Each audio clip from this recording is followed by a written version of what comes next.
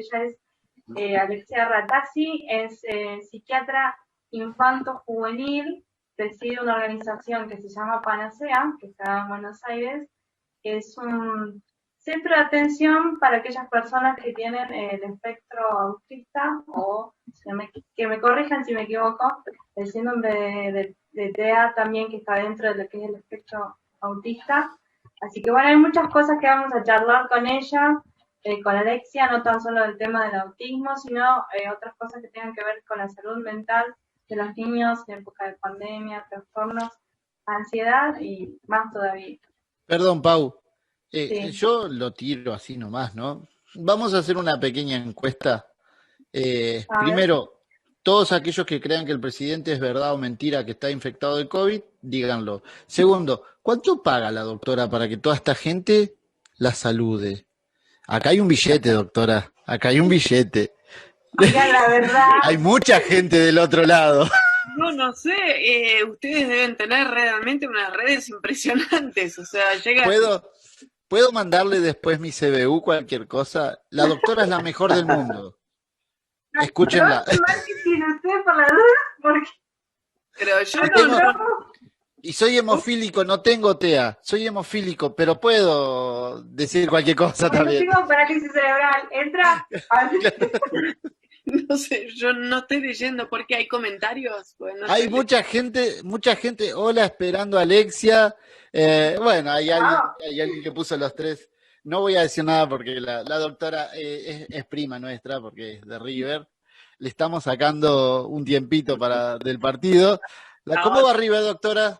0-0. 0-0, espero que ganen. Bueno, la doctora es una genia, no necesita pagar. Ah, bien, muy bien.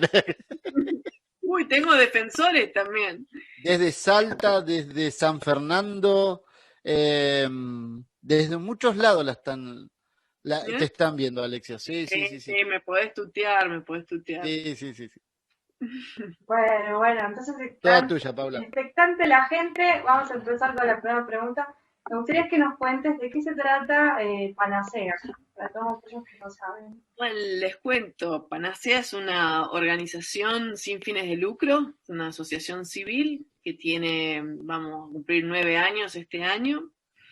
Las siglas de Panacea significan Programa Argentino para Niños, Adolescentes y Adultos con Condiciones del Espectro Autista. Como bien estabas diciendo antes, nos dedicamos al tema del autismo. Nuestra misión es mejorar la calidad de vida de las personas que tienen condiciones del espectro autista y de sus familias. Y tenemos una visión, o sea, cuál es nuestra estrella que nos guía, es una sociedad inclusiva y respetuosa de la diversidad. Hacia ahí queremos llegar. ¿Cómo tratamos de cumplir nuestra misión? A través de 5 líneas estratégicas básicas, que son la toma de conciencia, por un lado, o sea, que la gente se entere de qué hablamos y que se sensibilice con el tema. La capacitación, siempre es muy importante, la información es poder, el conocimiento y las herramientas siempre son poder para todas las personas. La investigación, el empoderamiento de las familias a nivel de intervención y nuestra 5ª línea estratégica que se trata de la incidencia en políticas públicas. Así que a través de estas 5 grandes campos de acción tratamos de que la gente esté un poco mejor, ¿no? Y que tengan mejor calidad de vida. Quiero hacer una pregunta que seguramente ya te lo hicieron antes. Dentro de lo que fue la cuarentena y estar encerrado, ¿cómo fue que afectó a los niños autistas? ¿O cómo volvería a afectar si es que nos vuelven a encerrar? Bueno, a ver, datos hacia atrás, algo de datos tenemos, hicimos una encuesta el año pasado, en el año 2020. Claro, esto sería en cualquier niño, no solamente el que padece autismo, sí, claro. Sí, la verdad que sí, porque cuando hablamos, y de hecho tenemos una frase que siempre que hablamos del espectro autista, hablamos de un grupo muy heterogéneo de personas y siempre hablamos de que la diversidad que existe adentro del espectro autista es la misma diversidad que existe en la humanidad. Entonces, tenemos que pensar de la misma manera. La pandemia, si nosotros agarramos cualquier colectivo de personas, vamos a ver que afecta de manera distinta según cada persona. Hay personas que la pasaron y la están pasando muy, muy mal, y hay personas que la han pasado bien, ¿no? Y que ha sido mejor, que están mejor que antes. Entonces, lo mismo hemos visto también en todo lo que es el colectivo del espectro del autismo.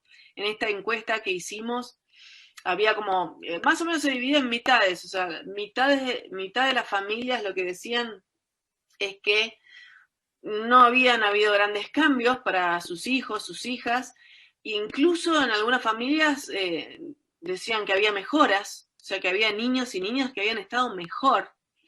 Y había otra mitad de las personas donde realmente dijeron que la pandemia los afectó muy negativamente y donde sufrieron como mucho.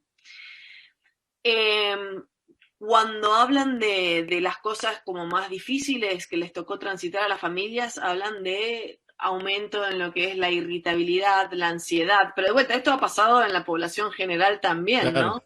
Claro. En los problemas, en el aumento, en un 35% aumentó el nivel de agresividad de algunas personas, o sea, 1 de cada 3.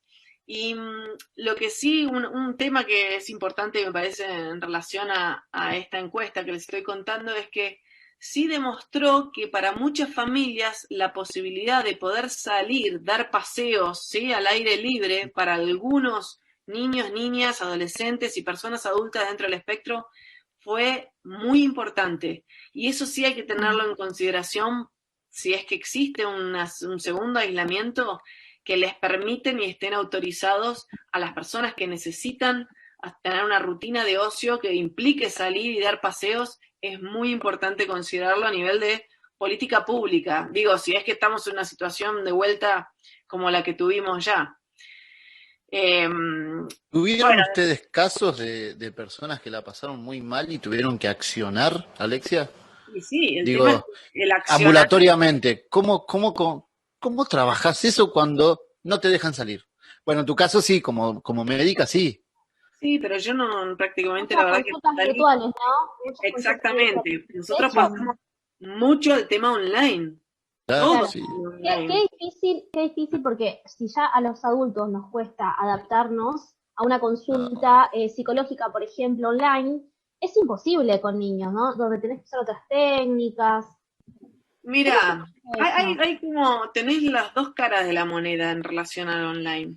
Claramente, algo que decís vos, hay muchos niños y niñas que no pueden sostener atención y concentración en una pantalla, pero ha pasado con la escuela también, ¿no? Que realmente sí.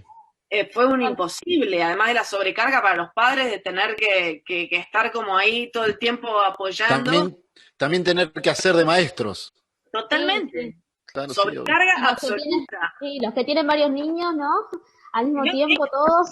Pará, y ni que hablar de la brecha tecnológica, digo, porque nosotros nos estamos en detalle. O sea, esas personas que no tienen ni conectividad, ni tienen dispositivos, o si tenés 4 hijos, si tenés una tablet, o sea, ¿cómo te organizás? Digo, hay un montón de temas que hay que pensar que no es tan sencillo.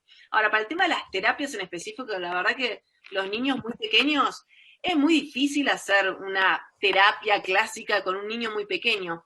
Lo que sí se empezó a hacer es trabajar mucho con los adultos, o sea, darles herramientas a los adultos, y en este sentido la herramienta online es súper valiosa. ¿Que los adultos contengan a los niños era la clave? Exactamente. O sea, trabajar con los adultos para darles herramientas y estrategias para que en el día a día sepan cómo acompañar y cómo gestionar algunas cuestiones difíciles. Aparecieron en cuarentena muchos webinars, ¿no? Muchos vivos sobre este tema. Mucho, pero mucho. Lleno.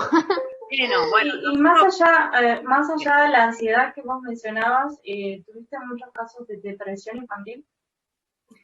Esto ya a nivel general, no solo infantil, o sea, el tema de la depresión es un tema de salud mental. A ver, si hay algo que, y esto lo decimos también desde el principio de la pandemia, y yo como psiquiatra, ahí sí les puedo decir que una de las afectaciones más importantes que hubo durante la pandemia fue el tema de la salud mental de las personas. Sí, que todo lo que fue la exposición, y la sigue siendo, de hecho una de las recomendaciones es no se expongan a tantas noticias negativas. O sea, se habló durante mucho tiempo de muertes, de enfermedades, de contagiados, de esa exposición continua a ese tipo de información que es tóxica, es algo que hace muy mal a las personas, y más aquellas de base ansiosa, ¿no? Donde se empiezan a preocupar, o sea, generan altísimos niveles de estrés, y cuando vos estás estresado de manera crónica, o sea, durante el tiempo, esto impacta el ánimo. Los O que sea, estaban medio débiles emocionalmente. ¿sí? No, por eso, la depresión se ha visto bastante, de hecho es uno de los grandes problemas que está habiendo, relacionadas con el tránsito de la pandemia. Alexia, perdón. sí, dale. No, dale, Cari. ¿Por qué se habla tan poco de salud mental en niños? Creo que ahora se está hablando un poco más, pero no es lo que más, digamos, siempre se habla de adultos, depresión en adultos, ansiedad en adultos, pero es una realidad de los niños, ¿no? Perdón, pero yo iba a hacer una aclaración, que hoy Alexia la dijo, ella es psiquiatra, es como un nivel mucho más alto dentro de la enfermedad, podemos decir, de esta problemática mental que muchos estamos padeciendo, que es del encierro. Ya cuando un psiquiatra te atiende, mucha gente te dice, bueno, sí, el psicólogo sí, el psiquiatra, no estoy loco. No es eso, sino que es un profesional. Igual, claro, ¿no? sí, sí, porque lo que pasa es que él, perdón, psiquiatra, no sé, no, para la gente psiquiátrica, el que te empastilla. Sí, Sí, el que te empastilla. El psiquiatra es el psicólogo que te tiene la firma, tiene la receta. Pero digo, yo le sumo a lo que decía Lice. La psiquiatría ya acciona, es como la defensa del club. No te queda más nada. El resto es el arco solo. ¿Qué haces en ese punto, sumado a lo que decía Lice? ¿Por qué no se habla de esto? Mira, igual se ha hablado bastante, ¿eh? Mirá que todas las sociedades de salud mental, las asociaciones de profesionales, de psicólogos, de psiquiatras, cuando inició el aislamiento, el ASPO el año pasado, salieron muy fuerte a dar recomendaciones porque sabíamos que el tema de la salud mental iba a ser todo un tema. Y de hecho... Sí, pero lo teníamos a Facundo Manes diciendo eso y lo salieron a matar. Bueno, hay algunas personas que están tan expuestas y esto me parece que tiene que ver más con un tema político de grieta, Facundo, digamos. Claro, porque él salió a decir que esto iba a complicar la salud en los adolescentes y jóvenes. Totalmente. Digo, el aislamiento y el encierro, ¿no? En la Sociedad Argentina de Pediatría, la SAP, que es una organización muy conocida en Argentina, también salió mucho a hablar del efecto en los niños. Y es verdad que ha habido, se han reportado muchísimos efectos negativos ligados a esto del encierro, tan prolongado en realidad, ¿no? Porque creo que al principio, cuando estábamos un mes, 2 meses, hasta ahí la cosa andaba más o menos, y de hecho escuchábamos que muchas personas estaban casi que mejor, ¿no? Más tranquilas, o sea, en sus casas. Nosotros decíamos quédate en casa, ¿se acuerdan al principio? Claro. Pero después eso fue variando, porque esto sostenido en el tiempo se hace como, empieza a tener otro tipo de efectos. Pero me parece un poco que lo de los niños apareció durante la cuarentena, pero antes no se hablaba, digamos. Cuando los chicos salieron de la escuela, o al menos, no sé, en los ámbitos o en las redes que yo tengo generalmente, conoces mucha gente hablando de ansiedad, de depresión en adultos, y muchas veces el adulto llega a un consultorio y capaz cuando te pones a ver la vida sufría eso desde chiquito, pero jamás, muchas veces los padres no contemplan esa posibilidad. Sí, Lizeth, tenés razón que muchas veces las personas piensan que los niños y niñas no pueden tener ansiedad o no pueden tener depresión. Hay un poco como ese... Que es capricho, ¿no? Esa idea, ¿no? En realidad es desconocimiento, pero bueno, es desconocimiento porque es verdad que no se habla tantísimo.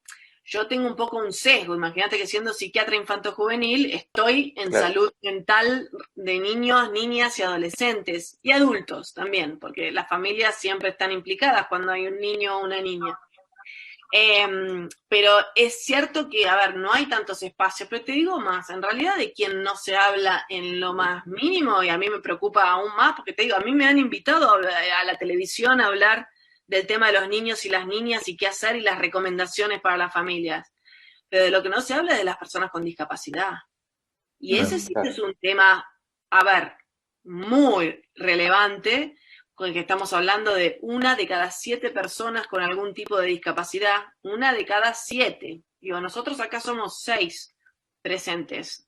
Y tenés 2 personas que tienen discapacidad, Paula y yo.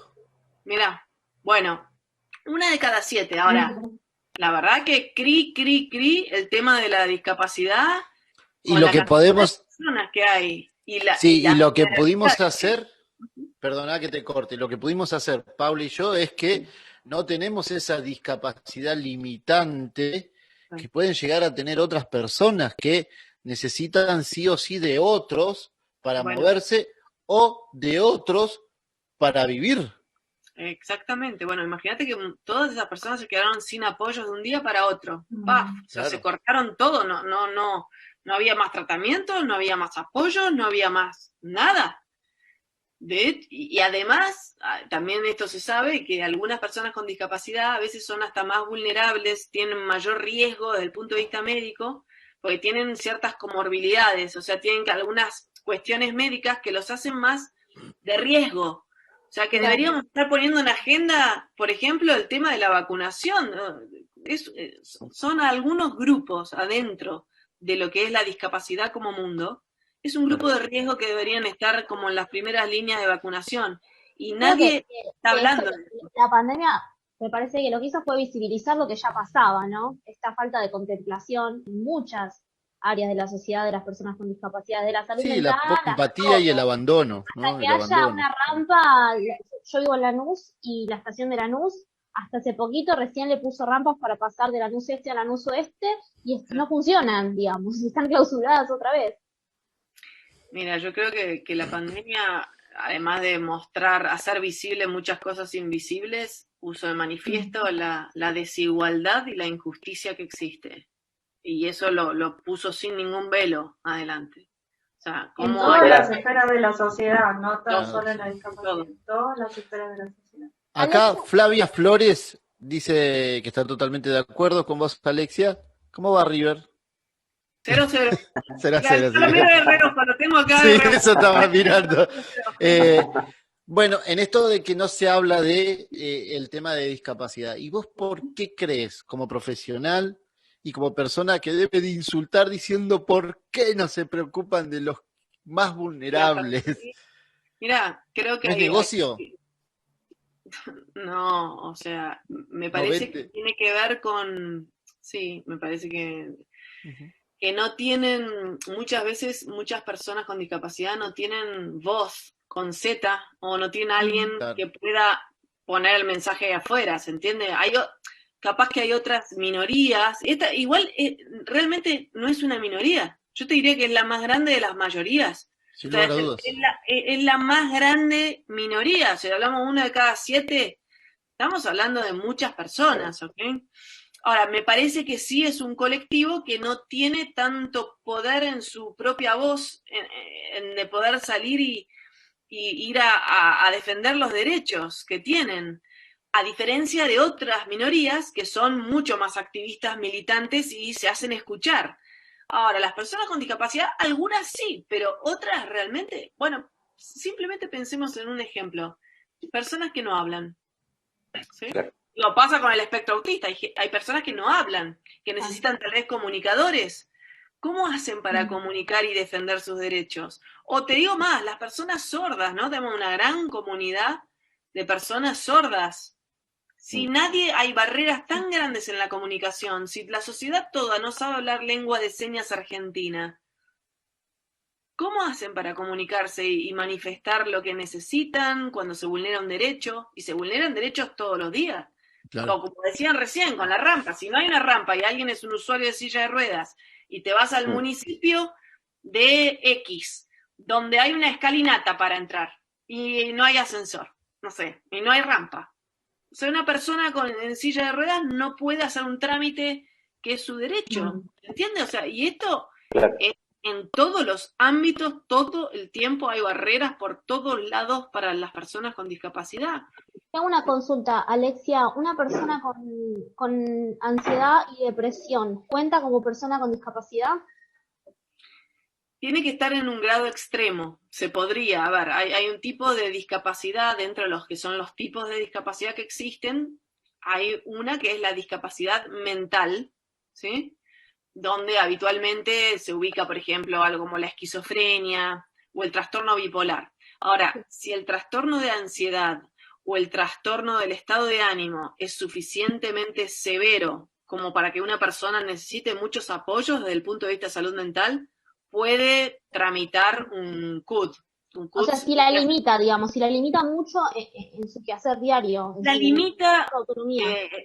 sí, para cuando haces un diagnóstico en salud mental, uno de los criterios siempre diagnósticos en cualquier cuadro es que las características que tiene esa persona le limitan su funcionamiento diario o le generan significativo malestar o sufrimiento. Cuando eso existe, vos podés tramitar. A ver, el certificado único de discapacidad, lo que estoy mencionando, este CUD, en realidad es una herramienta económica, lo que decimos. Herramienta económica porque obliga, en realidad no debería obligar, porque estos son todos derechos, ¿no? No son favores, son derechos.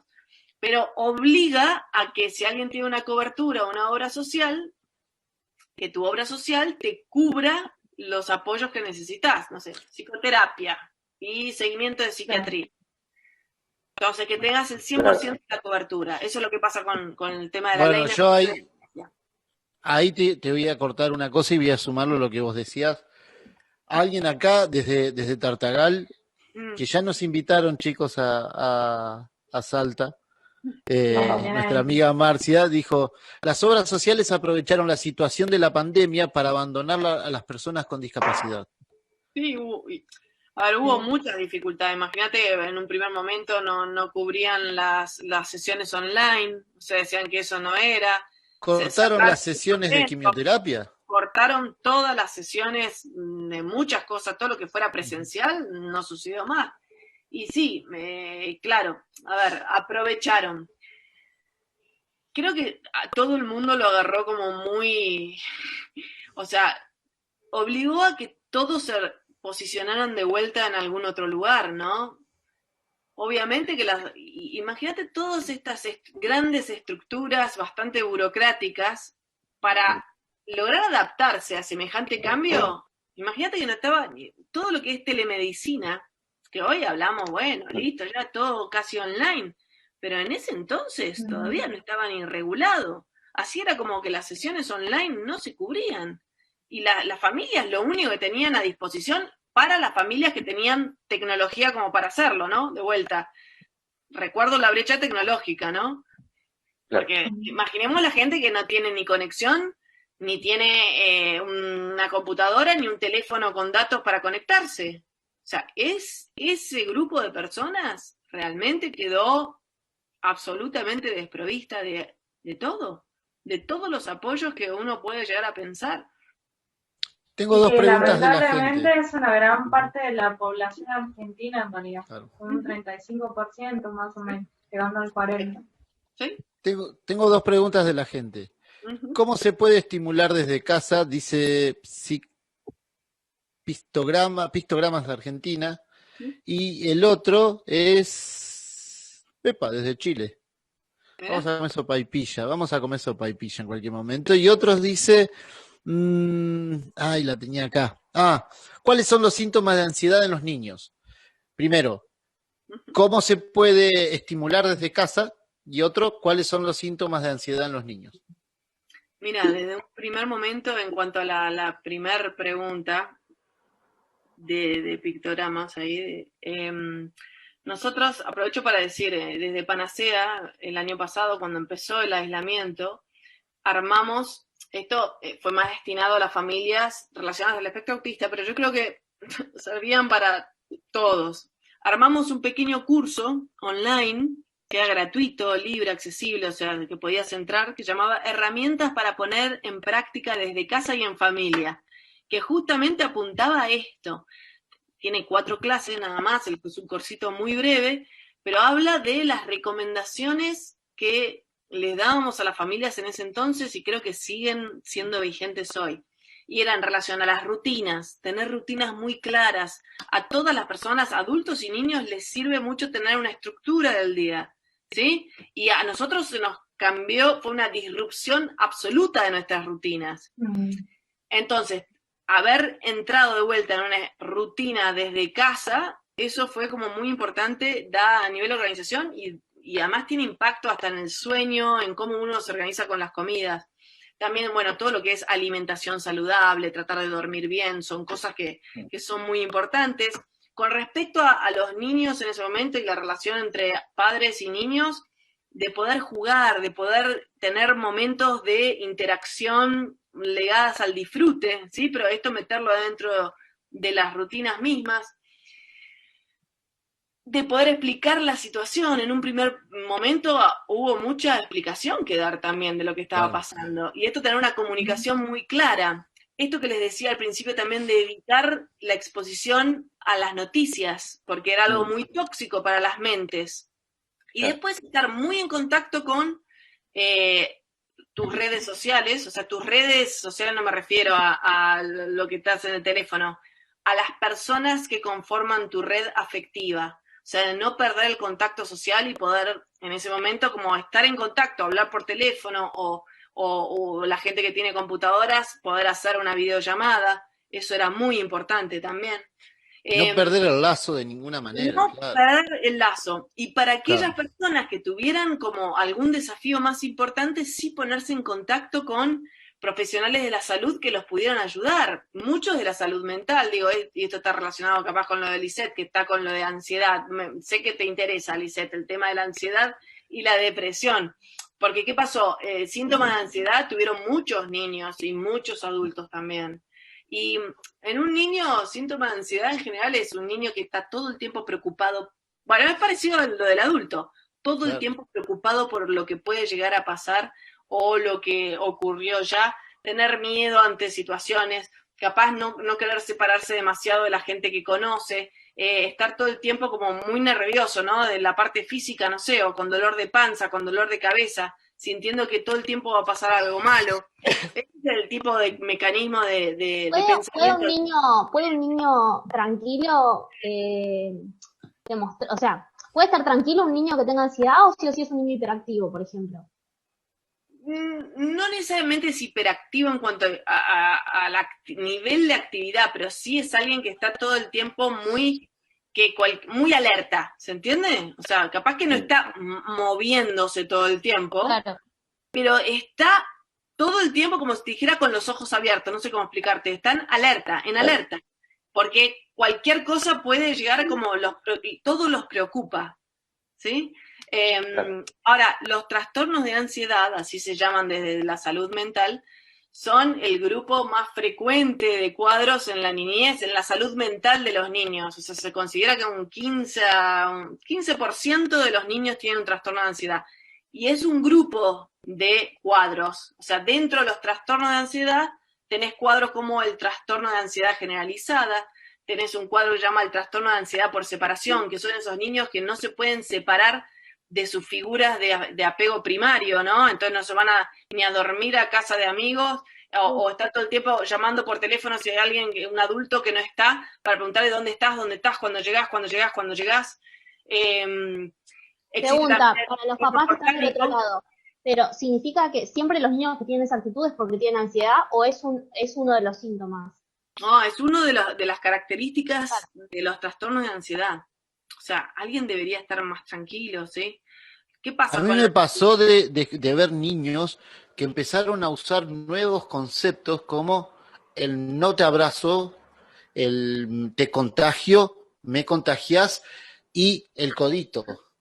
Yo no te saludo con el codito y los veo y te hablan de COVID, te hablan de coronavirus y es repetir como loritos todo lo que dice la caja boba.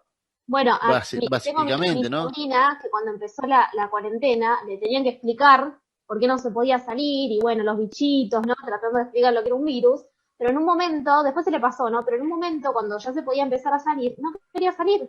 Le daba miedo salir por los bichitos, que le iban a hacer algo. Y bueno, pero imagínate que por eso se decía siempre apaguen los televisores, por favor, porque todas las personas están captando toda esa información. Y si todo el tiempo te están hablando de muertos, que si contagiás, que si tocas a alguien te puede morir. O sea, piénsenlo, o sea, ustedes como adultos.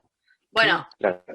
pasa lo mismo con los niños, se pueden, o sea, si les estás diciendo todo el tiempo que si no se cuidan se pueden morir o pueden, digamos, Y peor contagiar. aún, el niño sí o sí no se va a poner a razonarlo como lo puede No. razonar una persona Para adulta. para el niño lo que le Va a dicen los creer todo adultos lo que es vos le ley. digas. Claro. Sí, y esto es un punto muy importante, de hecho, de lo que se habló muchísimo al principio de la pandemia, era del rol muy importante de los padres, los adultos, como correguladores de esos niños. ¿Qué quiere decir? Como los amortiguadores de todo, de la información y del estar, del bienestar o del malestar. ¿Qué quiere decir?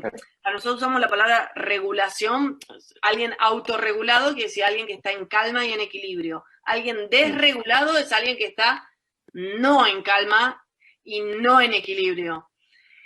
Vos, los niños que en general están regulados es porque hay adultos alrededor que están calmos y regulados. Y los niños desregulados muchas veces es porque están cerca de adultos que están desregulados. Entonces hay como una sintonía ahí, doctora, muy fina. está muy bueno lo que estás diciendo, porque muchas veces ocurre, ¿no? Que los papás le dicen, no, tranquilo, pero el papá está completamente ansioso, bajoneado, desanimado, entonces vos le podés decir una cosa al chico, pero el chico va a hacer lo que vos haces como adulto, ¿no?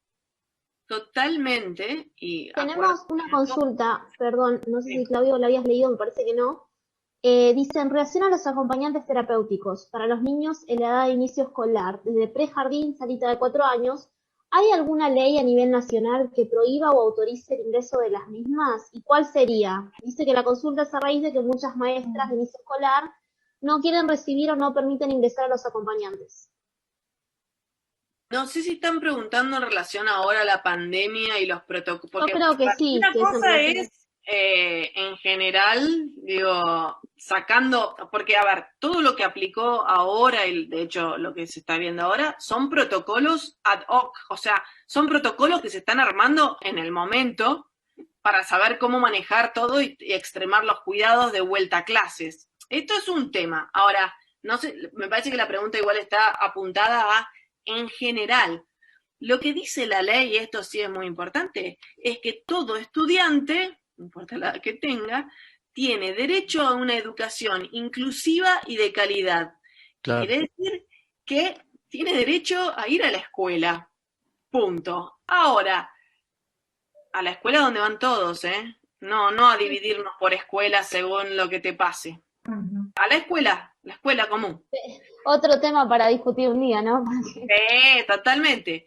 Pero dentro del marco de esto, el paradigma de educación inclusiva incluye en sí mismo 3 dimensiones. Una que son las políticas inclusivas, ¿sí? Lo que dice la ley es muy clarita en relación a esto, es todo estudiante tiene derecho a una educación inclusiva y de calidad, punto.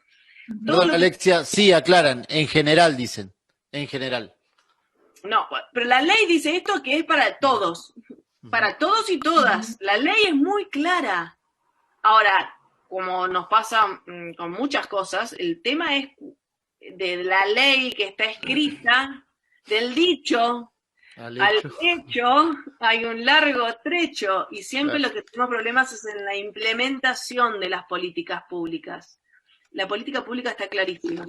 Y de hecho, todo estudiante tiene derecho a tener los apoyos, ¿sí? Los apoyos que necesita en la escuela y los ajustes razonables que tiene que hacer la escuela para adaptarse a lo que necesita ese estudiante. Digo, qué complicado, ¿no? Yo soy docente, Alex, soy docente en un colegio donde hay muchos chicos con discapacidad.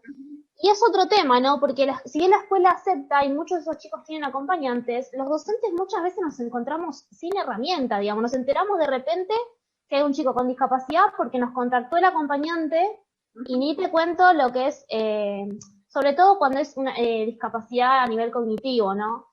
Ni te cuento cómo fue durante la cuarentena. Yo tenía una chica en ese momento con psicosis opositiva, creo que era lo que tenía, y de repente tener que decirme la psicóloga personal de ella, mirá, es más complicado todavía durante la cuarentena porque se le sumaba el estrés y uno así tener que adaptar todo. Y muchas veces lo que pasa es eso, las escuelas aceptan necesitan, pero los docentes no tienen las herramientas para trabajar. Bueno, es otra de las dimensiones, cuando les dije hay 3 dimensiones en lo que es una implementación de un paradigma de educación inclusiva. Tenés las políticas públicas que están clarísimas, están las prácticas inclusivas que tienen que ver con esto de las herramientas, o sea que con los docentes y las autoridades tengan herramientas para poder acompañar el desarrollo, digamos, educacional de todos los estudiantes. Necesitas saber qué tenés que hacer. Y después está el tema de la tercera dimensión, se llama la cultura inclusiva, que tiene que ver con las creencias. Tiene que ver, y esto muchas veces es lo más difícil de cambiar. Pero si vos tenés una cultura donde por lo menos la gente está convencida de que esto tiene que ser así, que esto es un derecho, si podés tener un lugar donde existe la cultura ya puesta, las prácticas se aprenden. Digo, se aprenden así como los docentes aprendieron técnicas pedagógicas. Ok, hay técnicas inclusivas, digamos, hay técnicas que tienen que ver con lo que llaman la metodología del diseño universal del aprendizaje, es poder adaptar a cada perfil único de cada estudiante lo que necesita. Pasa que tenés que cambiar completamente el sistema educativo. Sí, cultura digo yo desde los mismos chicos, ¿no? Porque me ha pasado de tener también un chico que, bueno, tenía una depresión, entre otras cosas, y los mismos estudiantes, los mismos compañeros, como que no podían entender, y no, él no quiere estudiar, nunca quiere hacer nada, ¿no? Como que me parece que tiene que empezar desde todos para que, digamos, desde la sociedad, ¿no? Como un cambio a nivel social, porque es imposible. Vos tenés, sí, pero ese cambio, o sea, son los adultos los que tienen que cambiar también como las miradas y las creencias, porque los chicos absorben lo que escuchan, ¿sí? O sea, no es que los niños de repente... Los chicos son el reflejo de los que son los adultos. Exactamente, o sea, están embebidos en un contexto donde escuchan todo el tiempo cosas. Lo que tiene que cambiar es la mirada y lo que los adultos dicen. Y para cambiar un paradigma en educación, es verdad que tenés que empezar desde los más chiquititos. O sea, si empezás con la educación inclusiva y lo empezás en sala de 3, es mucho más fácil, porque esos niños que arrancan con una educación inclusiva desde ese entonces, ya conviven con la diversidad humana. El día de mañana son personas que no van a discriminar, por ejemplo, porque ya les es cercano, ¿se entiende? No les es algo... Yo ya cerrando, yo lo último que voy a... Pero, ¿quiénes son los que discriminan más? ¿Los chicos o los adultos? Los adultos. Los adultos que le pasan, o sea, información pero aún así son más los adultos que los niños. Sí, claramente. Cuanto más pequeño el niño o la niña, menos discriminación, porque no están, o sea, necesitas una estructura, necesitas tener la posibilidad de tener una creencia, ¿ok? Claro. Los prejuicios y la discriminación son creencias. Es una creencia, es una mirada, es un anteojo. Es decir, yo miro... Entonces... Creo que te equivocaste, te hubieras dedicado a los adultos, no te hubieras dedicado a los niños. Hay que arreglarle la cabeza a los adultos. Bueno, entonces hay que trabajar ahora con los niños para que los adultos de mañana tengan... Me parece a mí, o nos vamos a quedar cortos con Alexia, porque podemos seguir hablando. Vamos a quedar cortos. Solo antes de terminar, ¿cómo va River, Alexia? 0-0. 0-0. Bueno, Alexia, queremos agradecerte por tu tiempo, por venir a hacer la entrevista, para hablar. Y le invitamos para una próxima. Para una próxima. Sí, tenemos para la conversación. Sí. Bueno, muchas gracias. gracias. La gente siempre quiere saber, ¿no? Y aprender, así que un placer. No, genial. Bueno, que tengan una buena noche. A todos. Solamente esto, hoy hice una entrevista con alguien que tiene un nene autista y te citaban mucho con las cosas que vos decís, te tienen muy, muy en presencia y te valoran mucho el trabajo que haces. Así que para nosotros creo que fue una gran entrevista, conocerte y saber de tu trabajo y de la humildad que tenés a la hora de hablar. Porque lo hablas tan sencillo, sinceramente, uno como periodista escucha, se prepara para escuchar al difícil y aquel que te explica fácil. Y del otro lado hay un montón de mamás y papás que la están pasando mal, porque no saben qué hacer. Y te doy las gracias, a título personal lo digo, o en base al programa, te doy gracias porque hay mucha gente que se va con algo. Si nosotros ya hemos dicho, si ya le hemos cambiado, decía Martin Luther King, si le cambié las cosas a una persona, yo ya hice mi tarea. De hecho, hay Así que muchos te agradecemos. agradecimientos, no tenemos uno por uno, pero hay muchos agradecimientos también en Facebook hacia lo que haces. Bueno, qué Sí, bueno, bueno, no, gracias a todas esas Tenés personas. aguante. Tengo aguante. No, gracias por eso y sí, igual Claudio está diciendo algo que es muy importante, que es los que tienen rol de comunicadores tienen que ser muy accesibles, porque si no el mensaje se pierde en el medio. Y la verdad lo que queremos es que los mensajes lleguen. Entonces hay que hablar fácil y hay que hablar para que todos te entiendan, porque si hablas solo para un grupito que te entiende, no estás haciendo un buen trabajo, Claro. digo, como comunicador. Así que creo que es un punto que es muy, muy importante. Están pidiendo que vuelvas. Están pidiendo que vuelvas. Bueno, ya habrá una próxima entrevista, pero por ahora nos vamos despidiendo y nos vamos a la pausa. Bueno, un Sí, señor gustazo. productor. Gracias, doctora. Chao. Igualmente.